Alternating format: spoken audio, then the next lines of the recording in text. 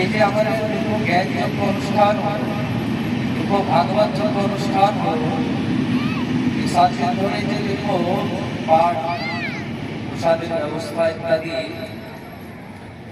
এসব বিনা লক্ষ্মী ছাড়া তো হবে না।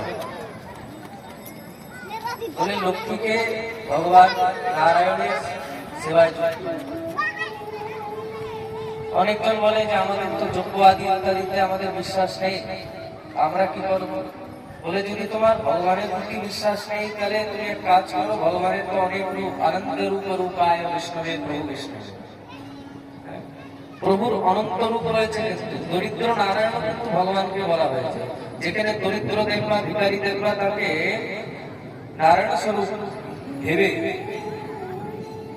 তাকে দান করো, দান ধর্ম করো। দিন দুঃখের মধ্যে তুমি ভগবানের দর্শন করো, ঔষধালয় বানাও, তাদের জন্য ভালো ব্যবস্থা রাখো।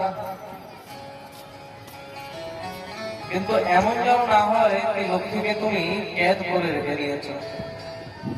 কেননা যদি তুমি লক্ষ্মীকে লুকিয়ে শুধু রেখে দাও, তাহলে সে অপকীর্তি হাতে দিয়ে যাবে।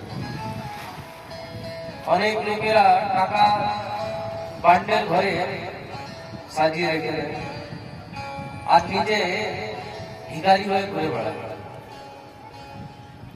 স্কুটিতে বসে ভিখারির মতন ঘুরে বেড়ায়, কিন্তু যখন ছাপা লাগে, যখন ইনকাম ট্যাক্স বিভাগ আসে, তখন সেই মহারাজ তারাও ঢুকে যায় সে নোট গুনতে গুনতে। সে এমন লক্ষ্মী কি কাজে লাগলো? সে না পরমার্থে কাজে লাগলো, না তোমার স্বার্থে কাজে লাগলো।